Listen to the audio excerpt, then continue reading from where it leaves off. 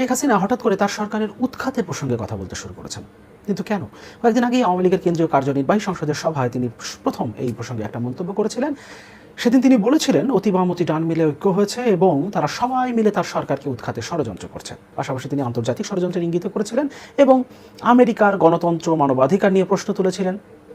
Israel ফিলিস্তিন ইস্যুতে ফিলিস্তিনের পক্ষে অবস্থান দেখিয়ে জনগণের সিম্প্যাথি আদায়ের চেষ্টা করেছেন এবং আমেরিকাকে ইসরায়েলের সাথে ট্যাগ করে আমেরিকার সমালোচনা করেছেন। আমেরিকার বিশ্ববিদ্যালয়গুলোতে ফিলিস্তিনের পক্ষে যে আন্দোলনগুলো হচ্ছে সেগুলো সে দেশের সরকার যেভাবে দমন করছে তার সমালোচনা করেছেন এবং এই সমালোচনাটাও খুবই স্বাভাবিক, কারণ কয়েকদিন আগেই আমেরিকার বার্ষিক মানবাধিকার রিপোর্টে তার সরকারকে অর্থাৎ হাসিনা সরকারের তথাকথিত গণতন্ত্র এবং মানবাধিকারকে নগ্নভাবে যে উপস্থাপন করা হয়েছে তারপর এই সমালোচনা করাটা স্বাভাবিক।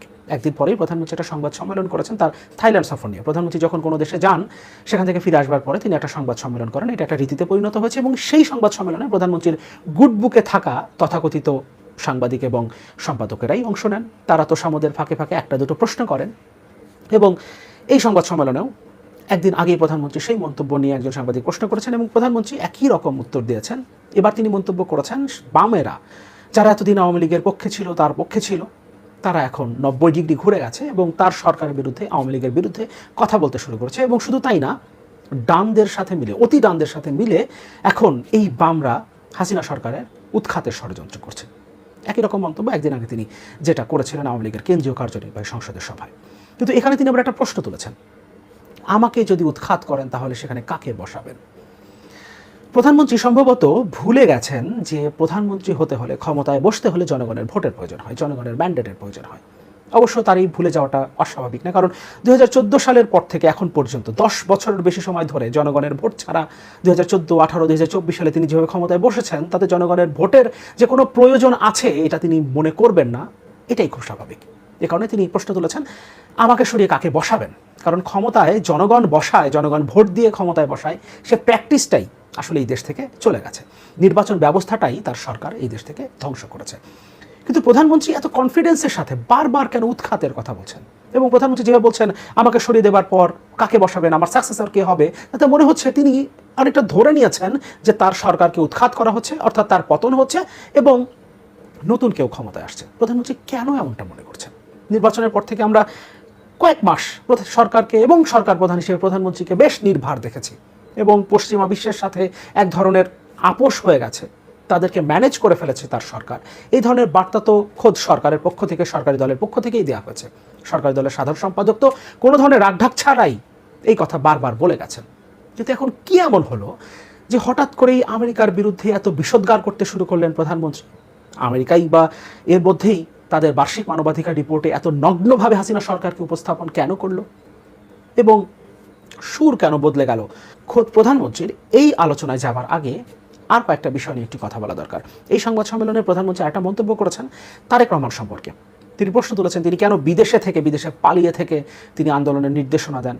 একটা দল তিনি চালাচ্ছেন, বাংলাদেশের সর্ববৃহৎ বিরোধী দল, রাজপথের সবচেয়ে বড় বিরোধী দল, তিনি কেন দেশে আসার সাহস করছেন না এবং তিনি নিজে অর্থাৎ শেখ হাসিনা নিজে কিভাবে সাহস করে দেশে এসেছিলেন এবং তারপর তিনি কিভাবে বাংলাদেশের রাজনীতিতে প্রাসঙ্গিক হয়ে উঠলেন সেই কথাগুলো তিনি বলবার চেষ্টা করেছেন। আর তিনি বিরোধী দলকে একটা থ্রেট করেছেন।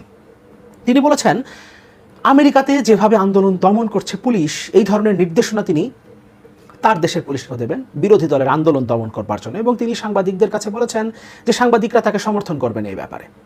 সেইখানে যে সাংবাদিকরা ছিলেন তারা তো অবশ্যই সমর্থন করবেন, কারণ এই সাংবাদিকরা তার গুডবুকে থাকা সাংবাদিক সম্পাদক।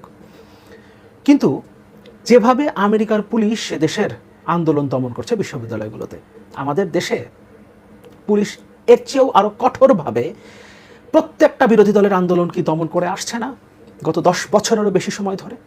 শেখ হাসিনা যে ক্ষমতায় বসে আছেন নির্বাচন ছাড়াই, জনগণের ভোট ছাড়াই, এবং তিনি যে বেমালুম ভুলেই গেছেন যে জনগণের ভোটেই নির্বাচিত হয়ে আসতে হয়, কেউ ক্ষমতায় বসিয়ে দেয় না। এটা কেন হয়েছে? আওয়ামী লীগ, হাসিনা সরকার যেভাবে পুলিশকে ব্যবহার করে, অন্যান্য আইনশৃঙ্খলা রক্ষাকারী বাহিনী সহ পুলিশকে যেভাবে ব্যবহার করে, নিজেদের দলীয় লাঠিয়াল বাহিনী হিসেবে ব্যবহার করে বিরোধী দলের রাজনীতি, বিরোধী দলের আন্দোলনকে দমন করেছে, তার মধ্য দিয়ে তো তিনি ক্ষমতায় আছেন। সুতরাং নতুন করে এই ভয় দেখানোর তো কিছু নাই যে আমেরিকায় যেভাবে দমন করা হয়, বাংলাদেশের পুলিশের হাতে, বাংলাদেশের র্যাবের হাতে কত মানুষ মারা গেছে সরাসরি গুলিতে, পয়েন্ট ব্ল্যাঙ্ক রেঞ্জ থেকে গুলি করে কত মানুষকে তারা হত্যা করেছে, সেই হিসাব কি আমরা জানি না? আমেরিকার পুলিশ কয়জনকে গুলি করে হত্যা করেছে? এবং সেখানে যদি এই ধরনের কোনো ঘটনা ঘটে তার বিচার কত দ্রুততার সাথে হয় সেই ব্যাপারগুলো কি আমরা জানি না? অথচ প্রধানমন্ত্রী আমেরিকার পুলিশের সমালোচনা করছেন এবং সেভাবে আন্দোলন দমনের নির্দেশ দেবেন। আপনি দেন, আপনি সেইভাবে আন্দোলন দমনের নির্দেশ দেন যাতে পুলিশ সরাসরি গুলি করে মানুষকে হত্যা না করে, একটা মিছিলের সরাসরি গুলি যাতে না চালায়।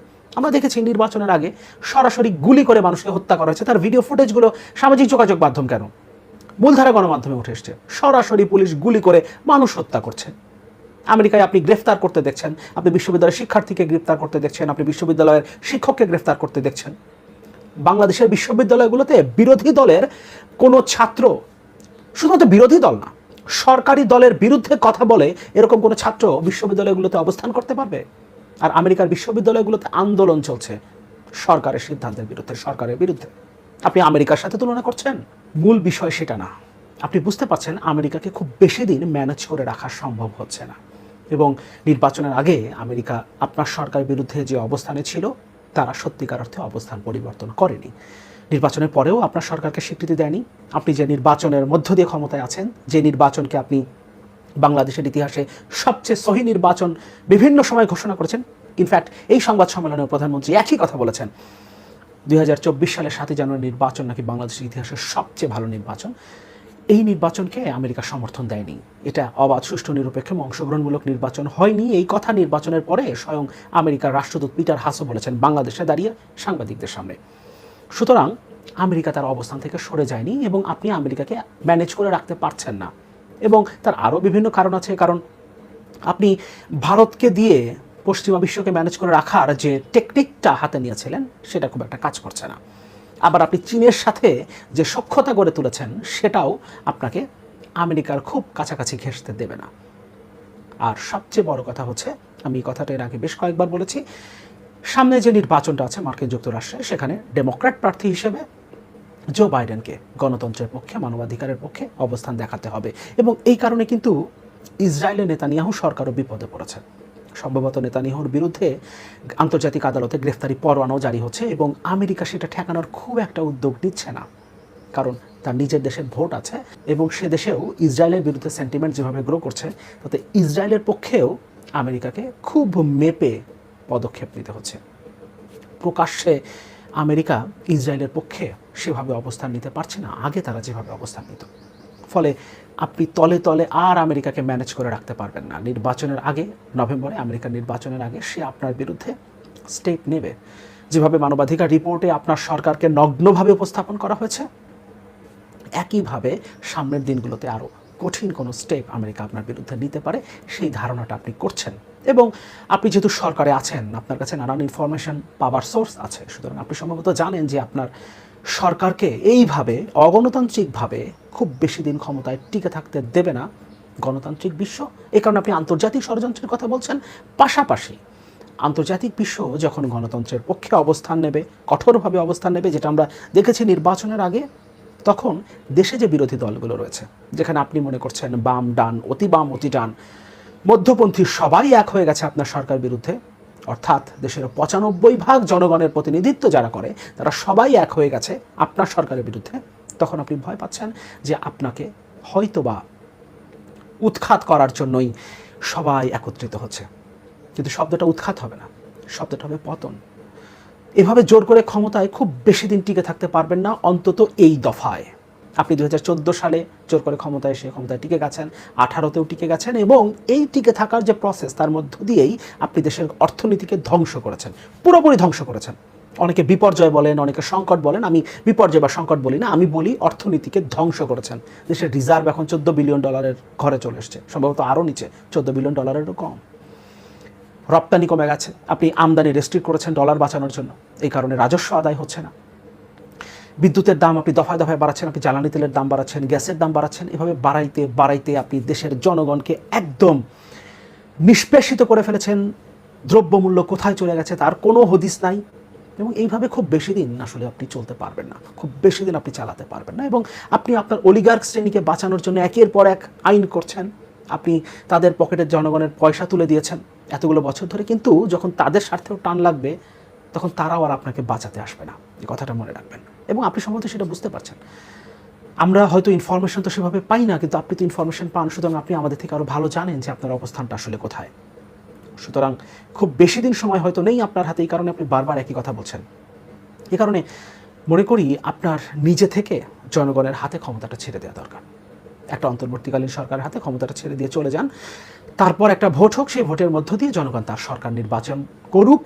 আপনার আর এটা নিয়ে দুশ্চিন্তা করতে হবে না যে আপনি চলে যাবার পর ক্ষমতায় কে বসবে, ক্ষমতায় কাকে বসাবে, এটা আপনাকে চিন্তা করতে হবে না। ক্ষমতায় বসাবে জনগণ। আপনি যেভাবে ক্ষমতায় আছেন 2014 পর থেকে এতগুলো বছর ধরে, এভাবে আসলে একটা গণতান্ত্রিক রাষ্ট্র চলতে পারে না। অনেক হয়েছে, এবার পদত্যাগ করেন, তারপর একটা অন্তর্বর্তীকালীন সরকারের হাতে ক্ষমতাটা হস্তান্তর করে চলে যান। তাহলে এত প্রশ্ন আপনার করতে হবে না, শিশুসুলভ প্রশ্ন, এটাই আমার প্রশ্ন, ওটাই আমার প্রশ্ন, সেটাই আমার প্রশ্ন, এত প্রশ্ন আপনার করার দরকার নাই। আপনি অগণতান্ত্রিকভাবে ক্ষমতায় আছেন এবং আপনি ভুলেই গেছেন যে ক্ষমতায় বসতে হলে জনগণের ভোট লাগে, সেটা আপনার কথাতেই পরিষ্কার হচ্ছে। সুতরাং সেটা একটু স্মরণ করেন। অনেক কিছু আমরা ভুলে যাই, কিন্তু সেটা আবার রিভিশন দিলে মনে পড়ে। সুতরাং আপনার দলের যে গঠনতন্ত্র আছে, আপনার দলের যে প্রস্তাবনাগুলো আছে, আপনার দলের যে ঘোষণাপত্র আছে, সেগুলো পড়েন। নিশ্চয়ই সেখানে গণতন্ত্রের কথা বলা আছে, সেখানে জনগণের ভোটের কথা বলা আছে। সেগুলো পড়ে আবার একটু স্মরণ করেন যে আসলে ক্ষমতায় কীভাবে বসতে হয়। ক্ষমতায় কেউ কাউকে বসিয়ে দেয় না, জনগণ ভোট দিয়ে সরকার নির্বাচন করে এবং তার মধ্য দিয়ে একজন প্রধানমন্ত্রী হন। এগুলো আপনি হয়তোবা আবার স্মরণ করতে পারবেন। সুতরাং রিভিশন করেন, সেগুলো রিভিশন করেন আর জনগণের হাতে ক্ষমতাটা ছেড়ে দেন। বাস জনগণের হাতে ক্ষমতাটা ছেড়ে দেন। এর বাইরে আপনি যত কথাই বলেন না কেন, খুব বেশি দিন টিকতে পারবেন না, নিশ্চিতভাবে খুব বেশি দিন টিকতে পারবেন না, সেটা আপনিও বুঝতে পারছেন এবং এই কারণে আপনি কথাগুলো বারবার বলছেন।